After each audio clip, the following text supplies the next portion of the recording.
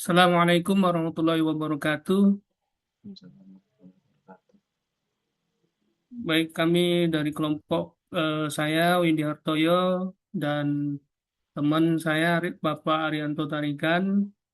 Kami dari program studi ilmu komputer Universitas Lancang Kuning, Provinsi Riau, konsentrasi data science. Kami akan menjelaskan terkait judul dari jurnal sistem informasi dan teknologi komputasi yang kami buat. Judulnya adalah analisis eksploratif dan visualisasi faktor-faktor yang mempengaruhi prestasi akademik siswa. Ya, ini ada sudah kita buat terkait abstraknya. Jadi terkait prestasi akademik siswa dipengaruhi oleh beberapa faktor kompleks yang saling berinteraksi, mulai dari kebiasaan belajar, ketidakhadiran, dukungan orang tua, hingga partisipasi dalam kegiatan ekstrakurikuler.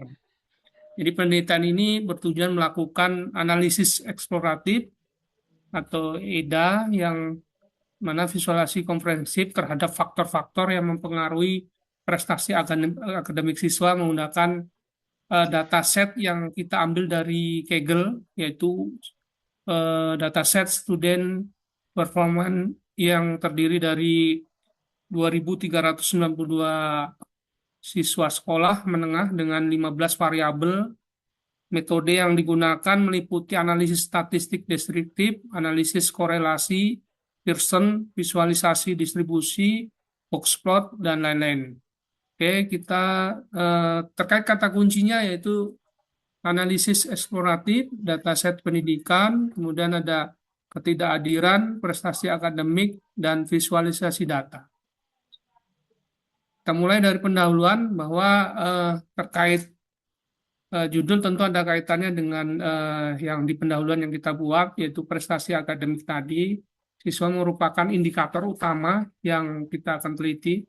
Kualitas sistem pendidikan yang memiliki implikasi jangka panjang terhadap pengembangan sumber daya manusia di suatu bangsa. Dalam era transformasi digital yang semakin pesat, kemampuan untuk mengidentifikasi, mengukur, dan memahami faktor-faktor yang mempengaruhi capaian akademik menjadi semakin kritis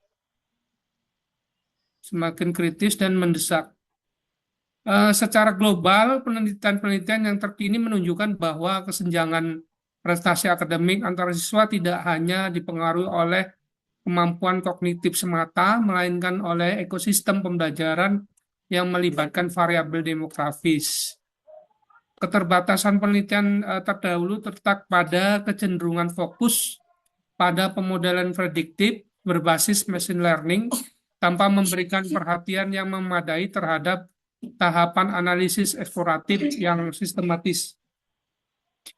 Padahal pemahaman mendalam terhadap pola melalui EDA merupakan fondasi metodologis yang esensial sebelum penerapan algoritma pembelajaran machine learning.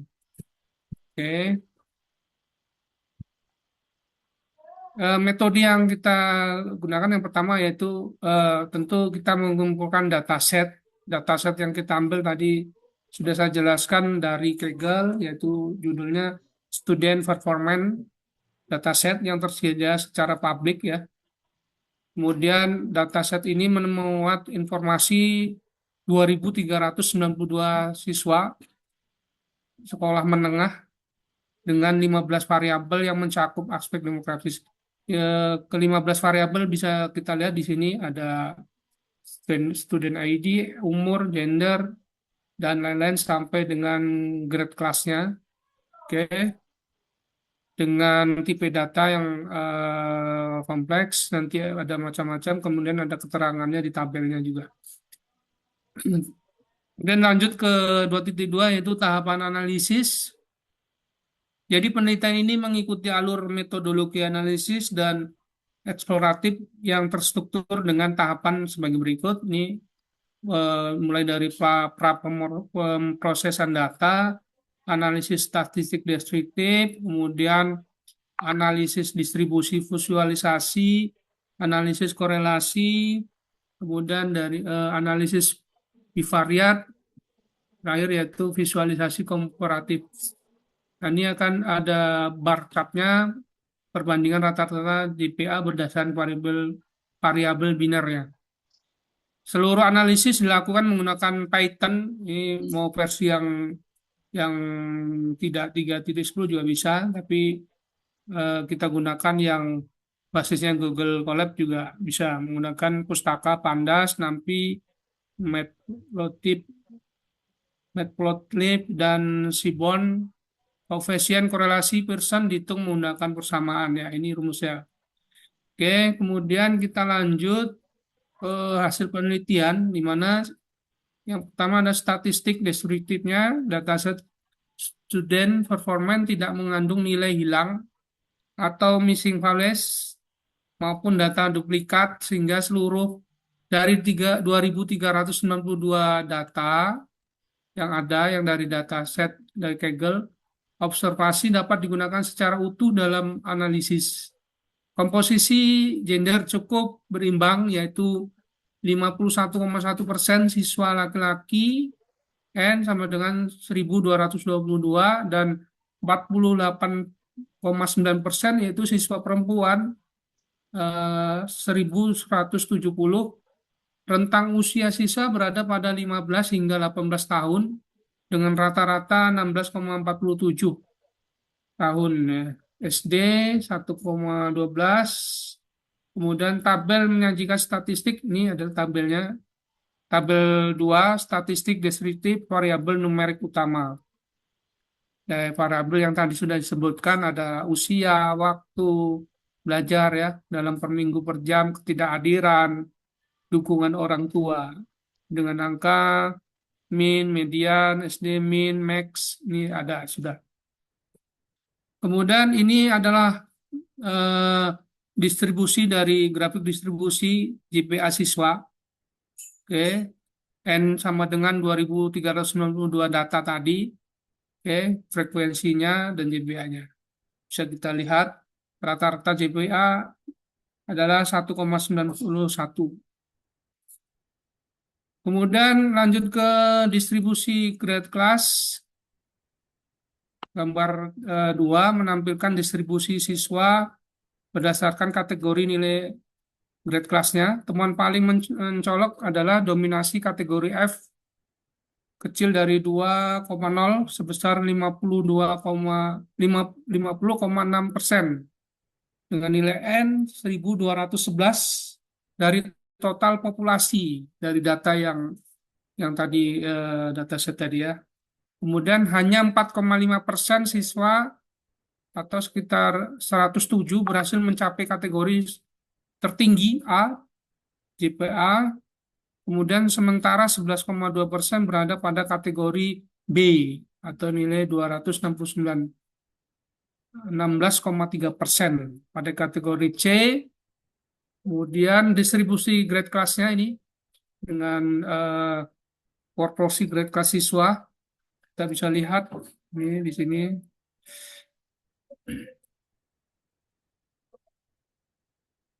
Oke, lanjut ke 3.3 analisis korelasi, yaitu analisis korelasi Pearson, tabel 3 dan gambar 3 nanti akan kelihatan bahwa mengungkapkan temuan paling signifikan dalam penelitian ini. Korelasi negatif yang sangat kuat antara variabel ketidakhadiran, absen ya, dengan GPA R min 0,919 pi kecil 0,001. Nah, ini merupakan korelasi terkuat dalam seluruh dataset, jauh melampaui variabel-variabel lainnya.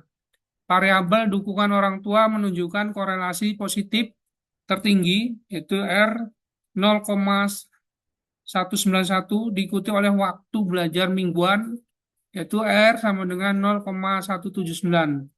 Dan bimbingan belajar R 0,145. Nah, menariknya partisipasi kesukarelaan volunteering hampir tidak berkorelasi dengan JPA. R sama dengan 0,003. Nah, ini tabel koefisien korelasi Pearson variabel dengan JPA. Oke, kita bisa lihat ini ya, yang tadi sudah kita sebutkan, ketidakhadiran, dukungan orang tua, waktu belajar sampai ke sukarelaan, ya kita sudah buat tabel. Oke, kemudian ini adalah gambar tiga metrik korelasi antara variabel dataset. Sudah kita buat matriksnya. Kita bisa lihat dari mulai waktu belajar, ketidakhadiran, dukungan orang tua, bimbingan belajar sampai CPA ya. Oke, ya yang olahraga musik ini adalah yang tadi kita sebutkan adalah ekstrakurikuler. Oke, yang ketiga titik empat adalah pengaruh ketidakhadiran dan waktu belajar. Di gambar 4 menampilkan sketch hubungan antara ketidakhadiran dan GPA. Kemudian tren penurunan GPA yang sangat tajam terlihat jelas seiring meningkatnya jumlah ketidakhadiran siswa dengan ketidakhadiran rendah 0 sampai 7 hari. Memiliki rata-rata GPA 2,932. Sedangkan siswa dengan ketidakhadiran sangat tinggi yaitu 22 sampai 29 hari. Hanya mencapai rata-rata GPA 0,822. Perbedaan ini setara dengan selisih 2,11 poin GPA yang menunjukkan bahwa ketidakhadiran merupakan ketidakhadiran ini merupakan faktor risiko paling kritis bagi capaian akademik. Oke, ini gambarnya scatter plot hubungan ketidakhadiran GPA siswa. Jadi ketidakhadiran ini sangat mempengaruhi faktor risiko paling kritis bagi capaian akademik. Oke, gambar 5 memperlihatkan bahwa peningkatan waktu belajar mingguan berkorelasi positif dengan GPA. Oke, ini adalah gambar 5 scatter plot juga hubungan waktu belajar mingguan ya. Kalau tadi scatter plot hubungan ketidakhadiran dan GPA siswa, yang ini adalah scatter plot hubungan waktu belajar mingguan dan GPA. Oke. Oke, baik. Ini presentasi saya dilanjut oleh Bapak Arianto Tarigan. 3.5. Silakan, Pak. Baik, terima kasih waktunya Pak Wedi. Saya akan melanjutkan penjelasan dari jurnal yang sudah kami buat, yaitu pengaruh selanjutnya adalah dukungan orang tua. Dari gambar 6 menampilkan box plot distribusi GPA berdasarkan tingkat dukungan orang tua. Terdapat tren positif yang jelas konsisten, artinya semakin tinggi tingkat dukungan orang tua, semakin tinggi pula median GPA siswa.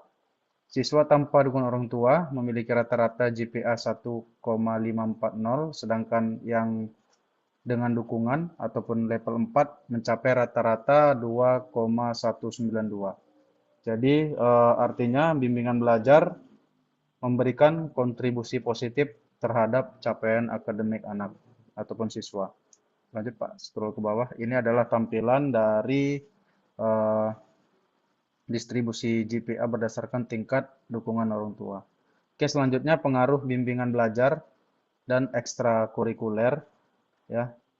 Kalau tadi pengaruh dari dukungan orang tua, sekarang dari bimbingan belajar dan ekstrakurikuler.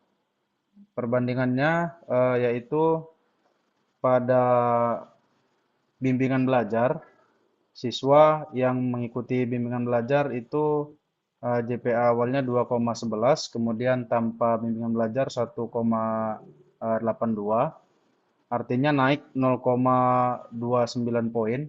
Artinya bimbingan belajar memberikan kontribusi positif juga terhadap capaian akademik.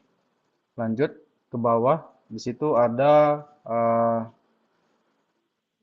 pengaruh dari ekstrakurikuler terhadap GPA.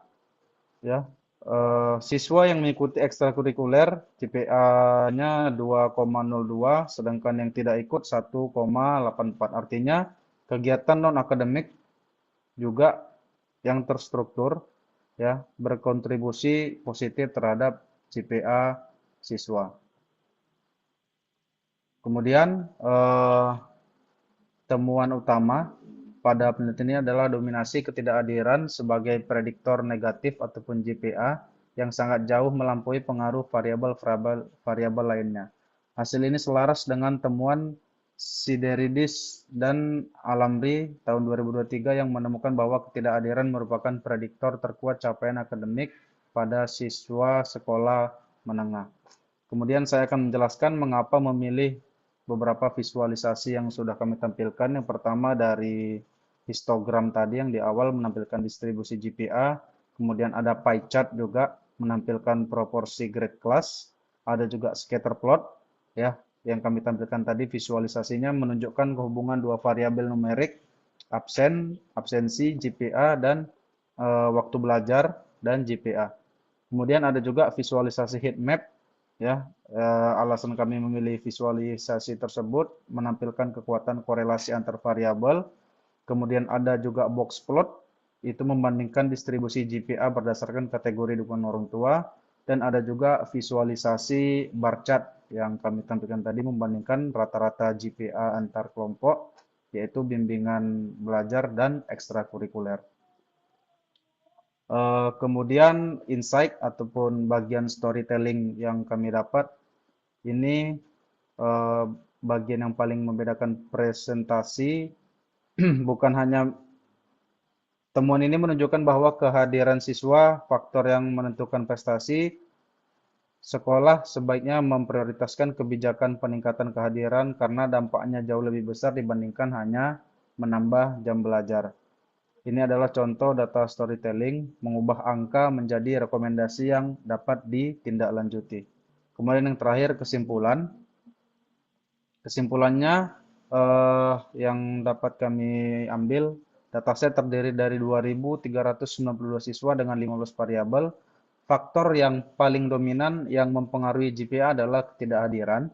Kemudian faktor positif berikutnya adalah dukungan orang tua, waktu belajar, bimbingan belajar, dan ekstrakurikuler. Visualisasi data berhasil membantu menemukan pola yang sulit dilihat dari tabel biasa. Kemudian hasil penelitian dapat menjadi dasar penyusunan kebijakan pendidikan berbasis data di masa mendatang.